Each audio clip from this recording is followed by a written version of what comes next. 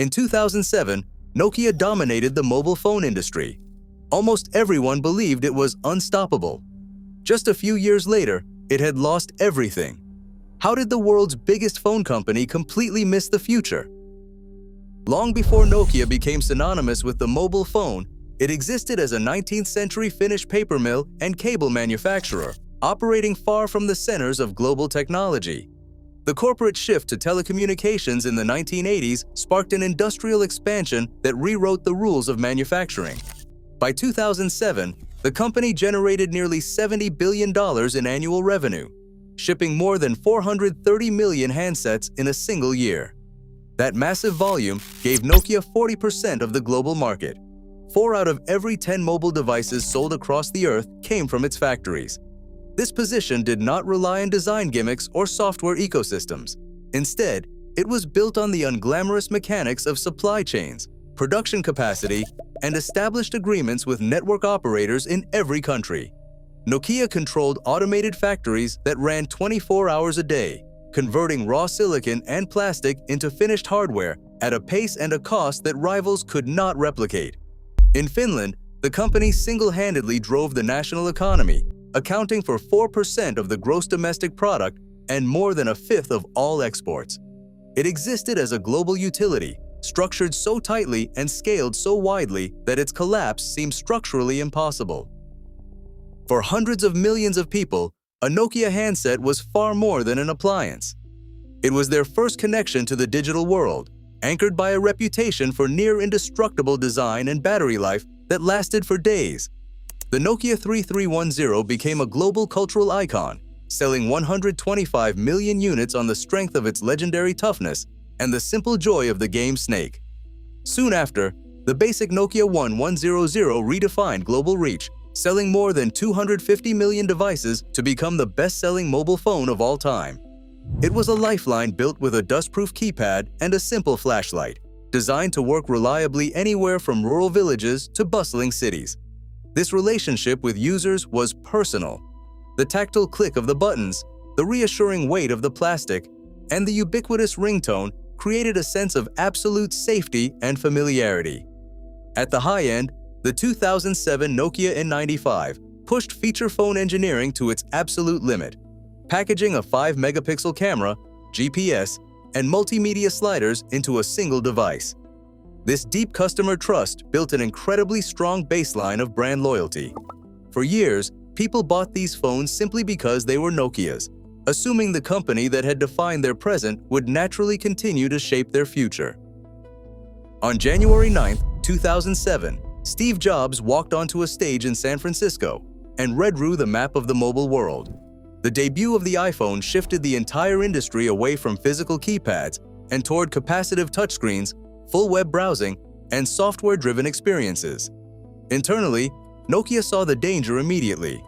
On January 10th, 9 company analysts circulated a confidential report titled, "Apple iPhone was launched." The deck warned that this new device was a literal game-changer that threatened to rewrite the rules of platform competition. Yet, protected by their 40% market share, Nokia's executive leadership publicly dismissed the touchscreen phone as a high-priced toy for rich Americans. They chose to trust their unmatched manufacturing scale, ignoring warnings from their own teams.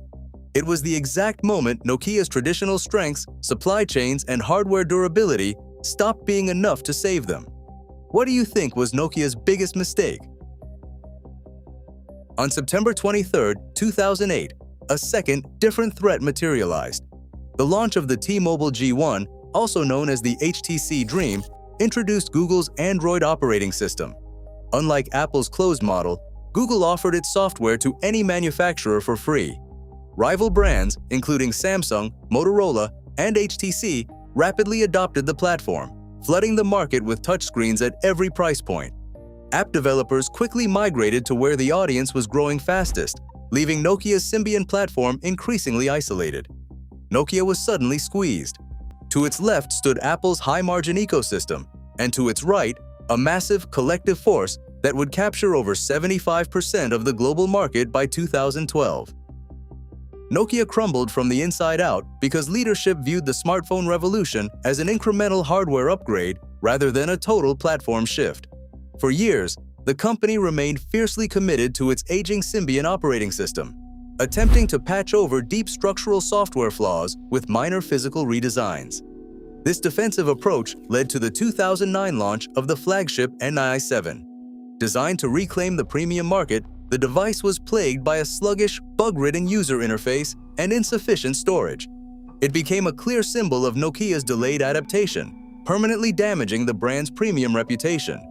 Simultaneously, the company struggled to build a functional digital ecosystem. The OV Store, rushed to market to compete with rival app stores, suffered from constant technical glitches, a difficult portal for developers, and a severe lack of applications. Without an engaged developer community, Nokia could not stop users from migrating to more vibrant platforms. Attempts to engineer a modern, Linux-based future only exposed deeper internal fractures. The development of MeeGo was paralyzed by competing engineering factions debating different interface designs, while Meltemi, a secret project designed to bring modern software to low-end handsets, was quietly abandoned in 2012 after years of wasted capital. Nokia's defeat came from within its own organizational structure. Divided by internal silos, bogged down by a slow consensus-driven culture, and paralyzed by fragmented product roadmaps, the company lost the agility required to survive. By the time leadership realized that the modern phone was defined by its software, their unmatched hardware empire was already obsolete. What do you think was Nokia's biggest mistake? In February 2011, Nokia's newly appointed chief executive, Stephen Elop, issued an internal memo to staff that quickly leaked to the public.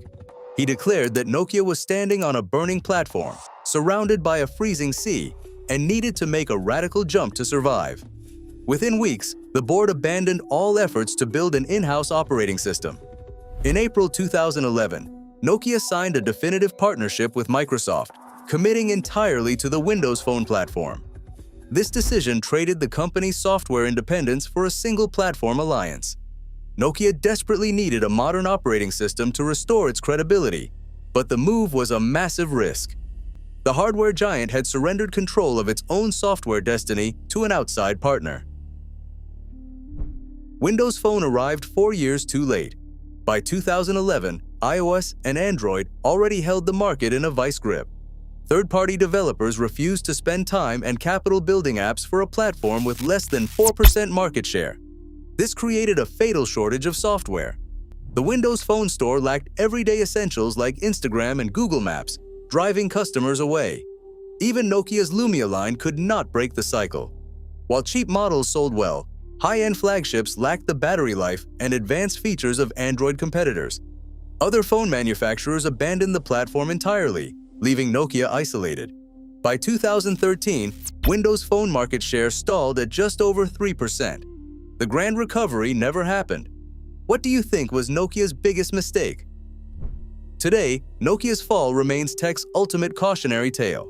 It proves that no matter how invincible a giant seems, a failure to adapt means a fast, ruthless slide into irrelevance. What do you think was Nokia's biggest mistake?